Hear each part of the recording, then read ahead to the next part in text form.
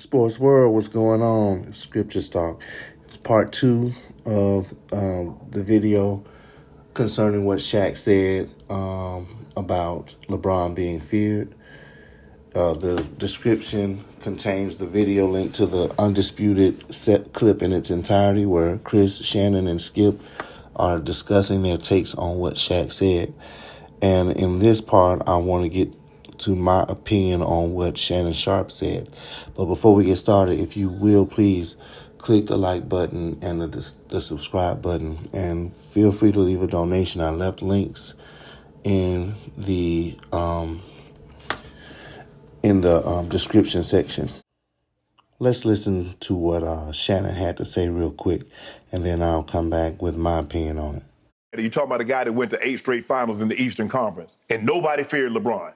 Nobody feared those Heat teams. Nobody feared them. The Cavaliers, nobody feared them. Atlanta won 60 games and had to go and had started home court and had the series at home, and it went 4-0. What 60-win teams you know get beat 4-0? So that wasn't no fear there. I don't get it. You look at LeBron and what he's been able to do. The man went to the finals at age 22. Beat the Detroit Pistons team, Chris, that ended Shaq and Kobe's run. They're one of the two teams, the Seattle Supersonics and the Detroit Pistons, Bad Boy 2, that's won a title and not have one top 75 player. LeBron James has never lost to a team that didn't have at least 2 top 75 players. And he said, well, they fear Giannis coming down the hill. Chris, that's how LeBron made his name in the league. He was Karl Malone was coming down the hill. Right. And he was doing what Giannis is doing right now. LeBron has done that for us. Can he do it as consistently as Giannis does it now? No. Giannis is 9 years younger than LeBron. He should be able to do that. He plays 5 fewer minutes. Just let that sink in. LeBron James is 9 years, if I'm not mistaken, 9 years older than Giannis and plays 5 to 6 minutes more per game than Giannis. So Golden State won 73 games, the most games ever won, had a unanimous MVP. Yet somehow, 3 guys board a plane, private jet, probably a G6, go to the Hamptons to meet with KD. Why? If you don't fear what this man has done, because you know you weren't going to ever beat him again and you need to have a neutralizer. And the only thing that could possibly help you neutralize LeBron was a 7-foot monster that was looking for a change of scenery. This notion that Shaq said nobody feared him, I think the thing is because LeBron is nice, hey, bro, you need anything? Here's my number. If I can help you do anything, I got you. You want to work out? You want to train? Because LeBron isn't a jerk, because he isn't a butthole to people, people say, well, nobody fears him. You'll notice in the video, for those that watched it, and if you haven't, when you watch it, Shannon is quick to agree with what Chris Broussard said in terms of LeBron only being not feared this year, thinking that that's what Shaq meant. Wonder why that is. We all know by now, I hope, and if you don't, then you just probably haven't been watching. Shannon Sharpe and Nick Wright are just, I don't know, it's almost to the point where I believe they're getting paid to say good things about LeBron and try to fabricate situations where he would be better than Michael Jordan. And why do I keep going back to Michael Jordan? Because they do. It's a proven fact that the Eastern Conference, when LeBron played, had much weaker teams than when Michael Jordan played in the Eastern Conference. And that's not a diss to any of the teams, but it's just that level of competition just simply wasn't there like it was in the West. When Michael played, it was in both conferences. And this is proven by the fact that Atlanta won 60 games and got swept in the first round. Shannon tries to make that seem like LeBron did this big thing or accomplished this huge feat. But if you look at Atlanta's playoff history, this is commonplace. This is not new. But to the average listener, to somebody who doesn't study the game or go back and fact check, this is going to seem like, ooh, wow, LeBron did something big. No, he really didn't. The Pistons team that Shannon referred to, that LeBron beat, that supposedly the Pistons team that had put the Lakers out and ended the Shaq and Kobe era, as he calls it, that was not the same Pistons team. I've heard it mentioned that Ben Wallace wasn't even on that team anymore. Tayshaun Prince probably wasn't. So losing one player like Ben Wallace can make a huge difference. You don't believe me?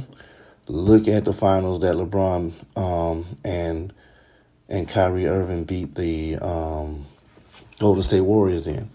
What happened in Game 5? LeBron egged Draymond Green on and got him suspended. He went that route like, there's a bully at school that's always annoying you, and then as soon as you say something or retaliate, you're the one that gets in trouble. LeBron pulled that on Draymond, and he did it masterfully. But Draymond being out of that game is one of the key factors that turned the whole series. Not to mention some other players got injured. But you'll never hear that when Nick or Shannon start talking about the people that LeBron beat. Like Kyrie didn't hit the buzzer beater. Or like Ray Allen didn't save their bacon. But that's another video for another day. And, Shannon likes to bring up at least 2 Hall of Famers or at least 2 All-Star players. But he never mentions that all the teams that James has been on has had at least 2 as well. In Miami, he had 3. In Cleveland, he had 2. And now in LA, he's got 5 or 4 besides himself. So I'm curious as to why Shannon always leaves that out. What other team had so many Hall of Famers on it? LeBron's team had Hall of Famers on it.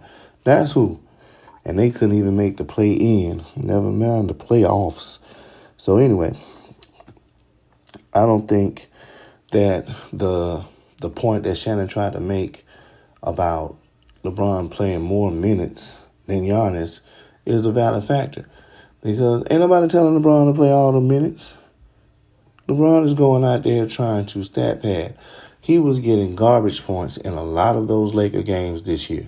They had been blown out by 20 or 30 points in the fourth quarter when we're down to the last 5 minutes. Why doesn't LeBron sit down? He could save a good 5 minutes right there, and I believe those minutes would be about the same. So, there's a difference between when one person says it and then you go back and fact check. Because LeBron wouldn't average all those minutes if LeBron would sit down and let the other teammates play. You can see the other video I did that when I say that the Lakers can win if they play the right way. The last game that they played, when LeBron was out, Westbrook was out, AD was out, they won the game. And then you go look at the box score. Look how evenly distributed the shots were. They played defense. They hustled. It wasn't one guy taking 29 shots or 50 shots between 2 people. Everybody touched the ball. And so that whole minutes played thing, that doesn't hold water in my opinion. So and then he went to the KD point of KD move neutralizing, being a neutralizing factor. No, in my opinion, all KD did was the same thing that LeBron did. When LeBron went to Miami, though, LeBron called up Carmelo Anthony, he called up Chris Bosh, and he asked them both to join him in Miami. At that time, Carmelo turned it down. He went to New York and got his money. But when KD did what he did, it wasn't working in OKC for him the same way it wasn't working for LeBron in Cleveland. And KD didn't have to scout report and ask people to join. He saw a situation that was tailor-made for him. And the icing on the cake was that situation actually wanted him in it. And a lot of people like Stephen A. Smith and others, including Shannon, they want to say that's a weak move by KD. I think, what is his name? He used to be with Stephen A. Smith. Max Kellerman calls it a weak move. Listen, KD did what was best for him. And KD ended up being the star of the show. That man got the Finals MVP twice in LeBron's house, buzzing them threes in his face. So LeBron didn't own anything. So LeBron wasn't feared. KD might not have been feared, but I think those Cavaliers feared him, especially that second year. So then, to top it all off, Shannon's got to throw shade at Mike the same way Nick does when he says, just because the guy's not a jerk or a butthole.